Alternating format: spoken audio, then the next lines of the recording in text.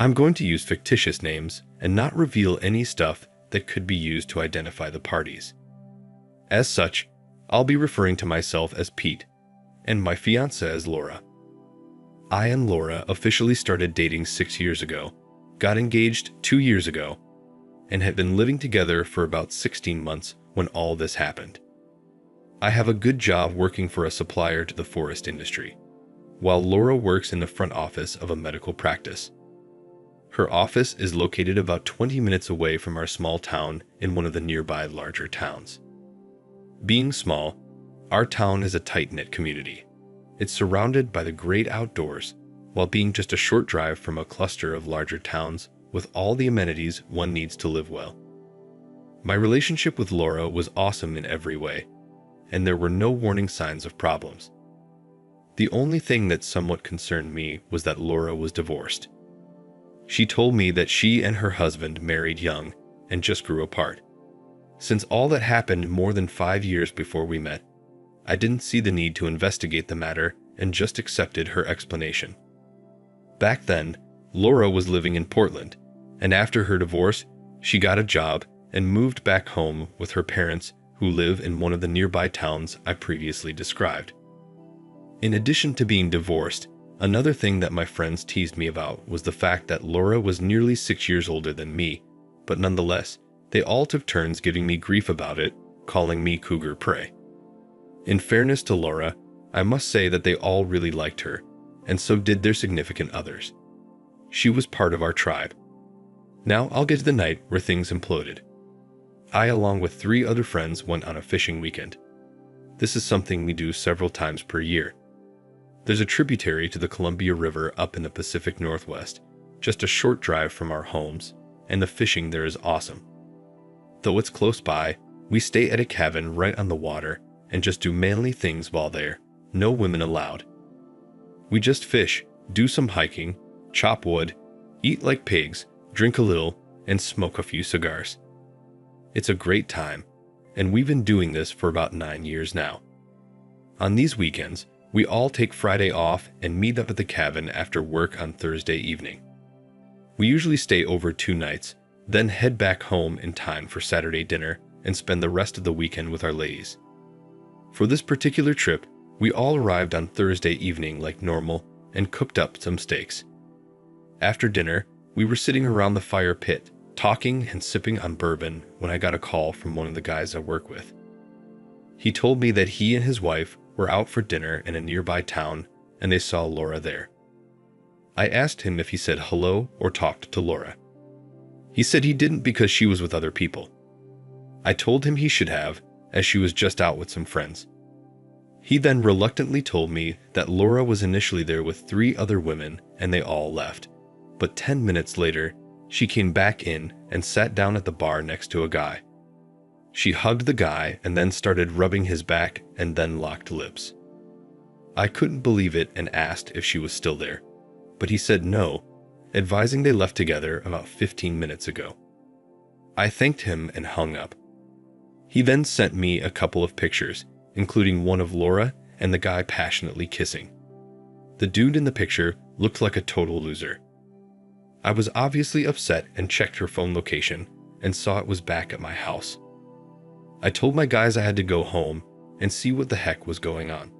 They asked why and I explained. They all told me I couldn't drive as I drank too much, but I said I didn't care and that I was leaving. At that point, they decided that our friend Phil, who doesn't drink, would drive us all to my house. They wanted to be there to support me, so we all piled into Phil's truck and headed in that direction. On the way, they all told me that whatever I do, I needed to remain calm and to not do anything stupid. But I responded and said I'll try my best, but asked that they make sure I don't. Our other friend, who I'll call Scott, had gone through infidelity with his first wife, so he suggested that once we get there, we must record everything for our own protection. On the way, I kept saying maybe it's all a misunderstanding, but deep down I knew that was unlikely. My place is a small but super nice cabin that I bought on land contract from the current owner. I remodeled the entire cabin myself with the help of my friends, of course. The cabin is located in a deeply forested area on a gravel road just outside town. There are only a few other homes on the road, so it's lightly traveled. When we turned onto the road to make the short drive back to my house, we had Phil turn off the headlights and only use the running lights the rest of the way in order to be stealthy. I swear, it took us nearly 15 minutes to go less than a mile driving in the dark like that. When we got there, Laura's car was not visible. However, there was a black Chevy Impala parked in front of the garage. The car had Minnesota plates, which seemed odd, but then we saw the sticker on the back window and realized it was a rental. Phil pulled his truck right up behind the Impala to block the car from leaving. The house was pitch dark, with the exception of a few path lights out front. Before going in, they all asked me if I was ready. I said yes, and we all started recording. It was intense. As soon as the door was open, I quietly made a beeline right to the master bedroom with the three of them following me. I opened the door, but the room was empty. I then moved quickly across the hall to the spare bedroom, opened the door, turned on the lights, and there was Laura bouncing on the guy from the bar like she was riding a ducking bronco. Oh my gosh. I'll never forget that scene, though I sure wish I could. I screamed, "What the heck is going on here?" Startled, Laura twisted around and literally dove off the guy onto the floor. The guy then let out a blood-curdling scream. It was so loud, Phil, Mark, and Scott blasted into the room as they thought I had started beating the guy, but that was not the case. It was just this slovenly guy laying there in excruciating pain after Laura's abrupt dismount. At this point, Laura had crawled to the corner and completely covered her face and body with a bed quilt. She curled up there and started crying loudly, saying she was sorry and could explain.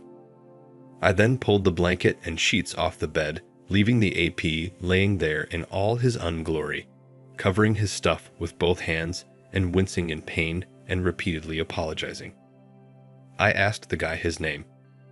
Nervously, he gave only his first name, so I picked up his pants off the floor, pulled out his wallet, took out his driver's license, and read aloud his full name and address.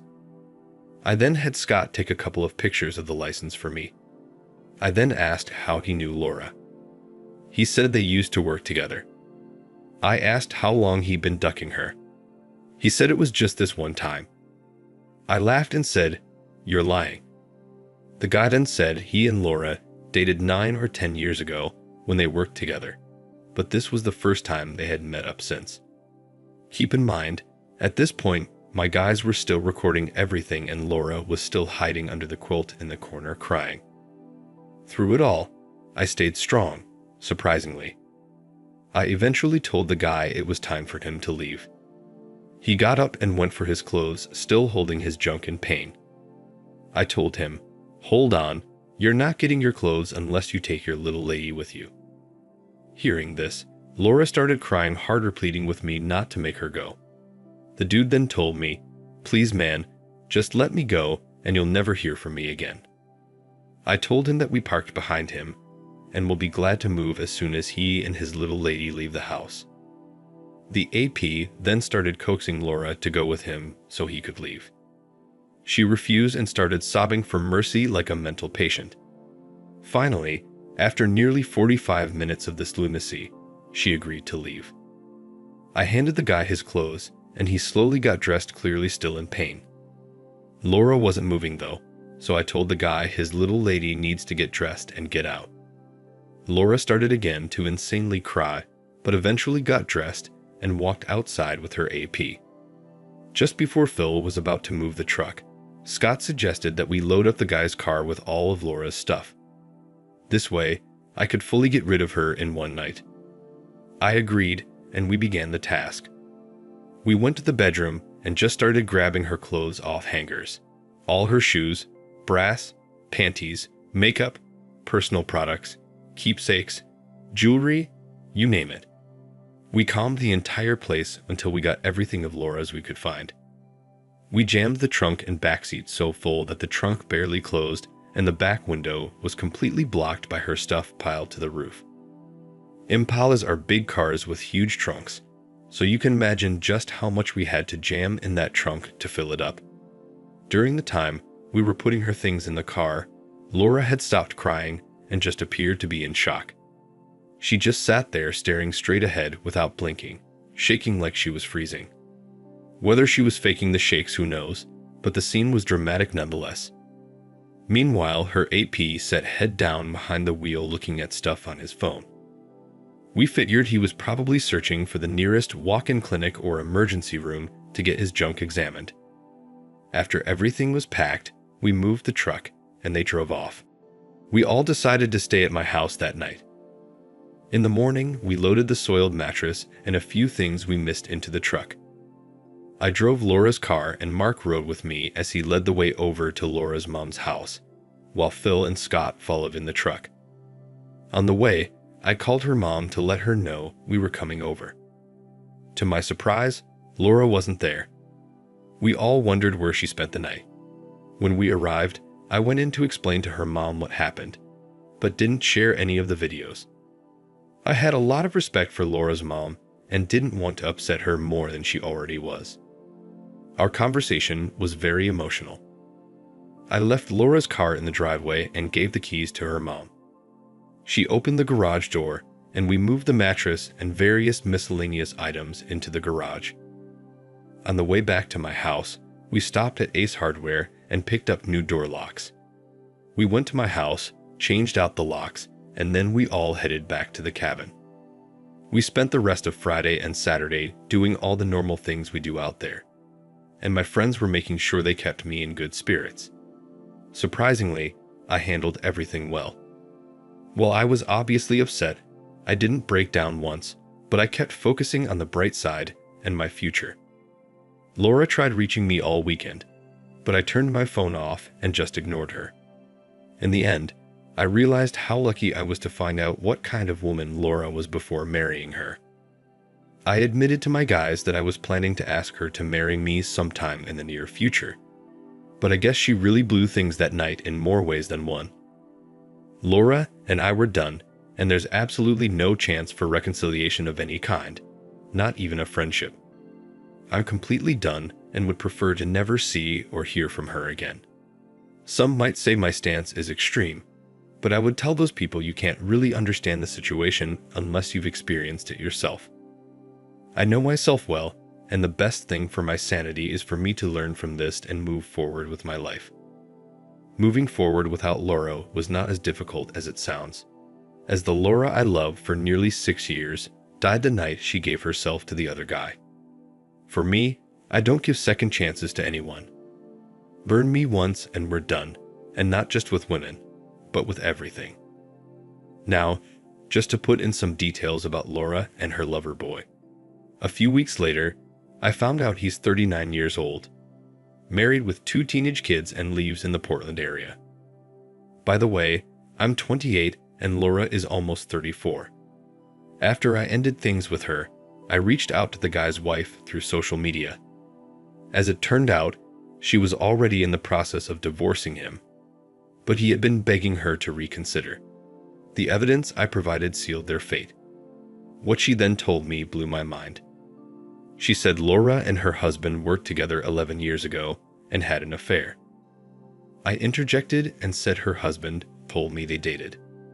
She said that was a lie, they never dated, that they were both married and cheated on their spouses. She said she discovered the affair and then told Laura's husband, who immediately divorced her. Laura's explanation about her marriage ending because they drifted apart was a lie. The guy's wife further explained that instead of divorcing, she made her husband move out and they lived apart for nearly 5 years while still making him pay for everything. Eventually, she let him move back in for the kids, which she said in hindsight was a mistake. She said she's got a great job now. Her kids are grown and she no longer needs him. She didn't come right out and say it, but from her description of things, she's been getting her needs met by others while having minimal intimacy with her husband since he cheated on her. Now, there's a couple of things I must add here. The guy has an okay job, but I make at least $30,000 more than him. He's 5 feet 9 inches tops and is out of shape and flabby.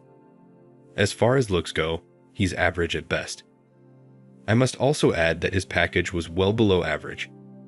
I know this because I unfortunately saw it firsthand the night I confronted them. Regardless of his shortcomings, though, the guy obviously has something Laura can't resist. Maybe it's some sort of kink fetish or something, who knows. As for Laura, her mother tells me she's an emotional mess. She misses me terribly and is truly regretful. I did agree to have one final conversation with her, which took place a few months after D-Day. I did it for Laura's mom as she begged me to just let her apologize. I agreed, with the understanding that I would be recording the call. On the call, she said all the things you would expect. How sorry she was. She misses me so much. She regrets everything. The affair meant nothing. I'm the only man she ever loved, yada yada. I listened to her, and when she finished, I asked if that was all she had to say. She said yes, then asked me how I was doing. I told her I was doing great now, which made her cry. I then politely ended the call, and that was the last contact I had with her. Looking back, I would have done some things differently, like probing more into the reason why her marriage ended. But I realize now that getting into a relationship with a woman is a high-risk game. No matter what precautions you take, it's never going to be fail-safe. You just never know how she's going to turn out. Well, as for me, I'm taking a break from women now. Interestingly enough, the AP's wife messaged me and told me she found me attractive and said if I ever wanted to get a little revenge, she would gladly oblige. No joke, she came right out and propositioned me like that. I politely told her thanks but no thanks. Two wrongs don't make it right, as they say. So that's all, folks. It's over. I hope my story can help others who are working through infidelity and all the loss, pain, and humiliation that comes with it. One recommendation I have for those of you who are, is to get yourself a good support system. Things would have turned out much worse for me that night had my friends not been with me. Stay strong and live well. Pete. Thank you for watching. Like, comment, and subscribe if you enjoyed the video. Until next time, I'll see you again. Take care.